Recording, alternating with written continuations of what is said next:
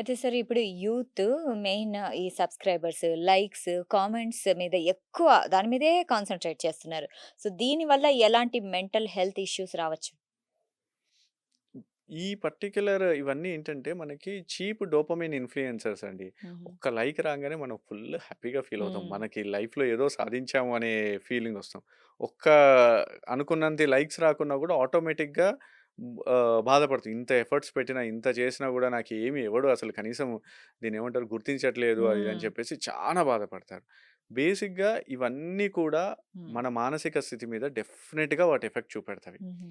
Either anxiety create చేయడమో, లేకుంటే depression create చేయడమో, లేకుంటే నిద్ర లేని రాత్రులు గడపడమో, ఇది కంటిన్యూయస్‌గా అయితే కొంతమంది ఈజీగా ఆ ఇన్‌ఫ్లుయెన్స్ కోసం సబ్‌స్టెన్సెస్ లైక్ ఆల్కహాల్ గానీ, గాంజా గానీ, సిగరెట్స్ కానీ ఇలాంటి వాటికి బలవ్వడమో, లేకపోతే రిలేషన్‌షిప్స్‌లో వాళ్ళ యొక్క ఈ యొక్క చిరాకుని రిలేషన్‌షిప్‌లో చూపెట్టేసి, ఆ రిలేషన్‌షిప్ బ్రేక్ అవ్వడం కానీ, డెఫినిట్‌గా ఈ యొక్క సోషల్ మీడియా యొక్క ఇన్‌ఫ్లుయెన్స్ ఏదో ఒక విధంగా ఎవరైతే దీని మీదనే డిపెండ్ అయ్యి ఆనందాన్ని కోరుకుంటున్నారో, వాళ్ళ హ్మ్. యొక్క మానసిక స్టేట్ మీద డెఫినిట్‌గా ఉంటుందండి.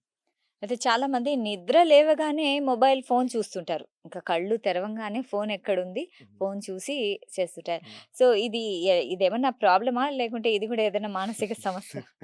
బేసిక్‌గా మనకి నిద్ర అనేది చానా మటుకి బయట ఉన్న రియల్ లైఫ్ నుంచి కొంచెం బ్రేక్ ఇచ్చేసి, మన మైండ్‌ని మళ్ళీ రిఫ్రెష్ చేసి, అంతకుముందున్న బాధల్ని, భయాల్ని, ఆందోళనలన్నిటిని కాస్త కామ్ డౌన్ చేసేసి, రిఫ్రెష్‌గా యాస్ ఎ ఫ్రెష్ ఫీలింగ్ తోటి నెక్స్ట్ డేని స్టార్ట్ చేయడానికి హెల్ప్ కావాలి. అవును. కాకపోతే 99% ఇప్పుడున్నలో the very first thing they will do నిద్ర లేచిన వెంటనే ఫస్ట్ థింగ్ చేసేది ఫోన్ ఫోను చూడడం. చూసుకోవడం. ఆబ్వియస్‌గా first thing they will I చూసేదేంటిదంటే నోటిఫికేషన్స్. ఆ! సో, ఏ ఏ స్టేట్‌లో అయితే మనం నిద్రలో పోతున్నామో, మళ్ళీ లేచిన వెంటనే సేమ్ అదే స్టేట్ తోటి మళ్ళీ కంటిన్యూ అవుతున్నాం. Okay.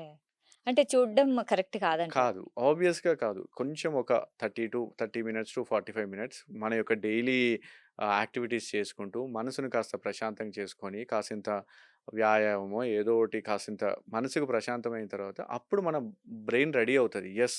Now I am ready to deal with our day to day activities అని.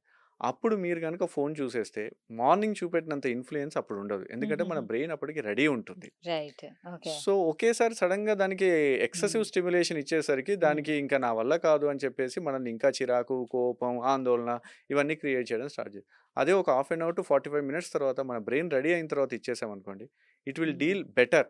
అంతకు ముందున్న దానికన్నా బెటర్‌గా ఆ సిట్యుయేషన్స్‌ని డీల్ చేసేసి మనకు ఒక రకమైన హ్యాపీనెస్‌ని ఇచ్చేస్తది.